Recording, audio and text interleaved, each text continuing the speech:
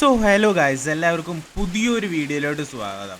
So ഇന്ന് face ക്യാമും കാര്യങ്ങളൊന്നുമില്ല, നമ്മൾ ഡയറക്റ്റ് ആയിട്ട് വീഡിയോയിലോട്ട് പോവാണ്. ഓക്കെ, സോ നമുക്ക് നേരമില്ലാത്ത നേരത്തെ ഉണ്ടാക്കുന്ന വീഡിയോ ആണ്. അപ്പോൾ കുറച്ച് ബുദ്ധിമുട്ടുകളും കാര്യമുണ്ട്, പിന്നെ മഴയും കാര്യങ്ങളൊക്കെയാണ്. അതുകൊണ്ട് സൗണ്ടും കാര്യങ്ങളൊക്കെ വല്ലാതെ ക്ലിയർ ആവുമോ എന്നുള്ളത് ഡൗട്ടാണ്.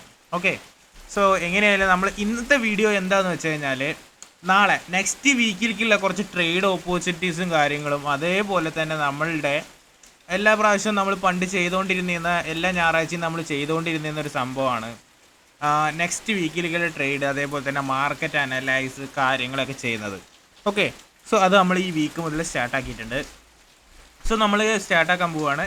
സോ നമ്മൾ ഫസ്റ്റ് തന്നെ നോക്കാൻ പോകുന്നത് GBP/USD ആണ്. ഓക്കെ, GBP/USDയിൽ നമ്മൾ നോക്കുകയാണെന്നുണ്ടെങ്കിൽ നമുക്ക് പ്രത്യേകിച്ച് ട്രേഡോ കാര്യങ്ങളോ ഒന്നുമില്ല. ന്യൂസ് വന്നിട്ട് എങ്ങനെയാണോ ആ ഒരു രീതിയിൽ തന്നെയാണ് മാർക്കറ്റ് ഇപ്പോൾ നിൽക്കുന്നത്.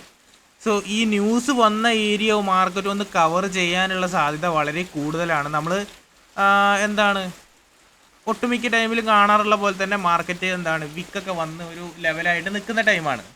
അപ്പോൾ എന്തായാലും മാർക്കറ്റ് എന്തായാലും ഈ ഒരു ഏരിയ കവർ ചെയ്യാനുള്ള സാധ്യത വളരെ കൂടുതലാണ്.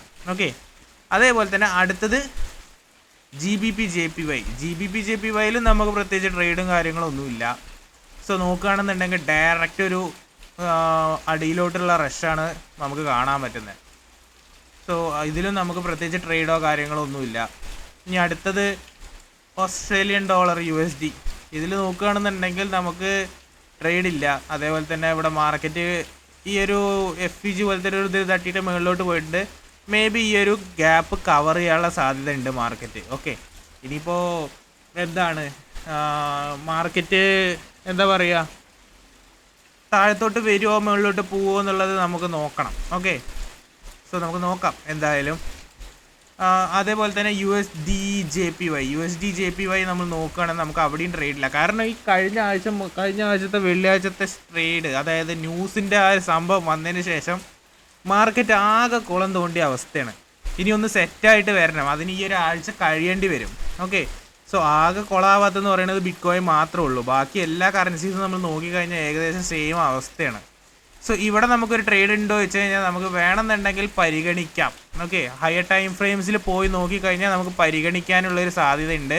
കാരണം ഈ FEG ആണ്. ഓക്കെ, സോ USD/CAD നമുക്ക് പരിഗണിക്കാം. ഈ FEGയിൽ ടാപ്പായിട്ടാണ് മാർക്കറ്റ് ഇപ്പോൾ നിൽക്കുന്നത്. സോ ഞാൻ കറക്റ്റ് മാർക്ക് തരാം. ഇതാണ് ആ FEG എന്ന് പറയുന്നത്. ഈ FEGയിൽ വന്ന് മാർക്കറ്റ് ടാപ്പായിട്ടാണ് നിൽക്കുന്നത്. ഇനി നമുക്കൊരു എന്താ പറയുക, ഒരു ട്രേഡ് അവസരം ഉണ്ടോ എന്ന് ചോദിച്ചു കഴിഞ്ഞാൽ ഉണ്ട്. നമുക്കതിന് ലോവർ ടൈം ഫ്രെയിംസിൽ പോയി നോക്കിയിട്ട് നമുക്ക് കൺഫർമേഷൻ കാര്യങ്ങളൊക്കെ കിട്ടണം.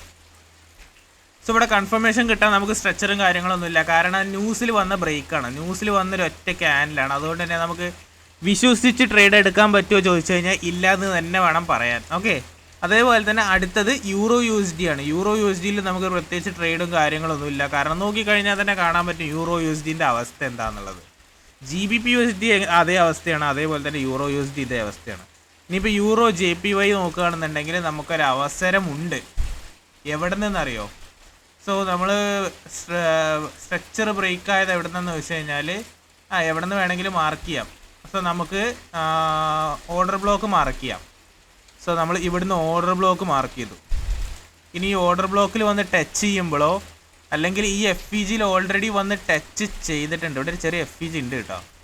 സോ ഈ ഒരു FEGയിൽ വന്ന് ടച്ച് ചെയ്തിട്ടുണ്ട്, മാർക്കറ്റ് കയറി പോകുന്നുണ്ട്. നമുക്ക് ലോവർ ടൈം ഫ്രെയിമിൽ നോക്കി കഴിഞ്ഞാൽ നമുക്ക് സ്ട്രക്ചർ ബ്രേക്ക് കിട്ടണം. സ്ട്രക്ചർ ബ്രേക്ക് കിട്ടണം എന്ന് പറഞ്ഞു കഴിഞ്ഞാൽ ഇത് ബ്രേക്ക് ചെയ്യണം.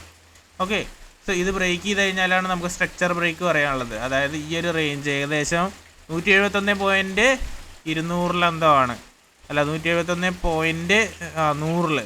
ഓക്കെ, അത് ബ്രേക്ക് ആയി കഴിഞ്ഞ് കഴിഞ്ഞാൽ നമുക്ക് അവിടെ നിന്ന് ട്രേഡ് കിട്ടാനുള്ള സാധ്യതയും വളരെ കൂടുതലാണ്. ഓക്കെ, അതേപോലെ തന്നെ നമുക്ക് ബിറ്റ്കോയിനിൽ ട്രേഡ് ഉണ്ട് കേട്ടോ. ബിറ്റ്കോയിനിൽ നമുക്ക് ട്രേഡ് ഉണ്ട്.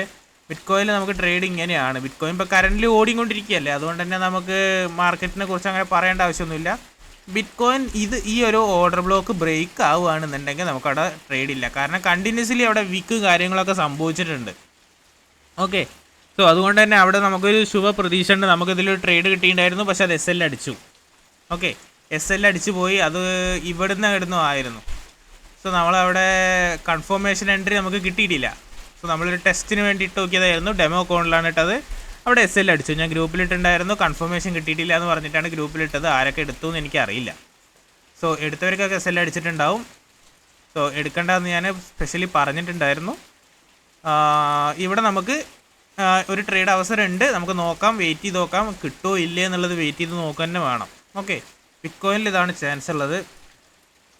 ഇനി ഗോൾഡിൽ നമുക്ക് പ്രത്യേകിച്ച് ചാൻസ് ഒന്നുമില്ല. ഗോൾഡും ഏകദേശം കുളം തോണ്ടിയ അവസ്ഥയിലാണ്, കാരണം ന്യൂസ് വന്നിട്ട് ന്യൂസ് സ്കാനിലാണ് നിങ്ങളിവിടെ കാണുന്നത്. ഇനി അടുത്തത് AUD CAD നമ്മൾ നോക്കുകയാണെന്നുണ്ടെങ്കിൽ സൈഡ് വേസ് ട്രെൻഡാണ്, നമുക്ക് പ്രത്യേകിച്ച് ട്രേഡോ കാര്യങ്ങളൊന്നുമില്ല. അതേപോലെ തന്നെ ബ്രിട്ടീഷ് GBP CHF നോക്കുകയാണെന്നുണ്ടെങ്കിൽ നമുക്ക് ട്രേഡും കാര്യങ്ങളൊന്നും ഇല്ല എന്ന് വേണം പറയാൻ. ഓക്കെ, സോ നമുക്ക് നോക്കി നോക്കാം. മാർക്കറ്റ് ചിലപ്പോൾ നമ്മളെ വഴിക്ക് വന്നാലോ, ചിലപ്പോൾ വരും ചിലപ്പോൾ വരില്ല എന്നുള്ള ഒരവസ്ഥ പറഞ്ഞില്ല, ആ ഒരവസ്ഥയാണ്. നമ്മൾ നോക്കി നോക്കാം, ചിലപ്പോൾ വരും ചിലപ്പോൾ വരില്ല. എന്തായാലും വരാനുള്ള സാധ്യത വളരെ കുറവാണ്, കാരണം മാർക്കറ്റ് ഒരു രീതിയിൽ നമുക്ക് നിന്ന് തരുന്ന ഒരവസ്ഥയല്ല ഇപ്പോൾ. കാരണം ന്യൂസും കാര്യങ്ങളൊക്കെ വന്നിട്ട് ഏകദേശം ഫോറക്സ് പ്ലേയേഴ്സും കാര്യങ്ങളൊക്കെ ഏകദേശം കുളം തോന്നുന്ന അവസ്ഥയിൽ തന്നെയാണ്. ആകെ നമുക്കുള്ളതെന്ന് പറയുന്നത് ബിറ്റ്കോയിനിലും അതേപോലെ തന്നെ ബിറ്റ്കോയിൻ്റെ ഇപ്പോഴത്തെ കറണ്ട് ചാർട്ടിലും ഉണ്ട്, അതേപോലെ തന്നെ യൂറോ JBP ഇതിലും മാത്രമാണ്. ഓക്കെ, സോ ഇതിൽ നമ്മൾ ട്രേഡ് എടുക്കണം എന്ന് ഞാൻ പറയുന്നില്ല, കാരണം ട്രേഡ് എടുക്കാൻ നമുക്ക് ഈ ഒരു ഇത് ബ്രേക്ക് ആകുമ്പോഴേക്കും ചിലപ്പോൾ ഗ്യാപ്പ് ഡൗൺ ആയി കഴിഞ്ഞ് കഴിഞ്ഞാൽ അവിടെയും മൂഞ്ചി, അത്രേ ഉള്ളൂ. ഓക്കെ, സോ ബിറ്റ്കോയിനാണ് ഇപ്പോൾ ഏക ഒരു ചാൻസ് ഉള്ളതെന്ന് പറയുന്നത്. ബിറ്റ്കോയിൻ നമുക്ക് ചിലപ്പോൾ കിട്ടാനുള്ളൊരു സാധ്യത ഉണ്ട്. സോ ബിറ്റ്കോയിനിൽ ഓൾറെഡി ലിക്വിഡിറ്റി കാര്യങ്ങളൊക്കെ കവർ ചെയ്തിട്ടുണ്ട്. ലിക്വിഡിറ്റി കവർ ചെയ്തുകൊണ്ട് തന്നെ നമുക്ക് മാർക്കറ്റിൽ ചാൻസും കാര്യങ്ങളും ഉണ്ട്. ഓക്കെ, സോ ഇന്നത്തെ വീഡിയോ ഇത്രയേ ഉള്ളൂ. ഇനി നമ്മൾ നാളെ ഒരു വീഡിയോ ഉണ്ടാക്കുന്നുണ്ട്. അതിന് എന്തെന്ന് കുറിച്ച് കഴിഞ്ഞാൽ US പ്രസിഡൻറ്റ് ജെറോം പവൽ നമ്മളെ ഫെഡ് ചെയർമാനെ പുറത്താക്കാനുള്ള ഉത്തരവും കാര്യങ്ങളൊക്കെ പുറപ്പെടുവിച്ചു എന്ന് പറഞ്ഞിട്ട് ഒരു പത്രക്കുറിപ്പ് ഉണ്ടായിരുന്നു.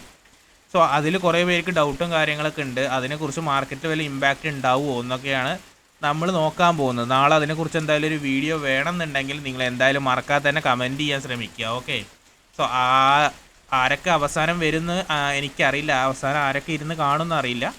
സോ ഇത് കേൾക്കുന്നുണ്ട് എന്നുണ്ടെങ്കിൽ നിങ്ങൾ എന്തായാലും മറക്കാതെ തന്നെ കമൻറ്റ് ചെയ്യാൻ ശ്രമിക്കുക, എന്നാലും എനിക്ക് മനസ്സിലാവും നിങ്ങളിത് മൊത്തം കാണുന്നുണ്ട് എന്നുള്ളത്. ഓക്കെ, സോ നമ്മൾ എന്തായാലും ഇന്നത്തെ വീഡിയോ ഇവിടെ വൈൻഡപ്പ് ചെയ്യാണ്. നാളെ പുതിയൊരു വീഡിയോ ആയിട്ട് വരും. അതുവരേക്കും ബൈ.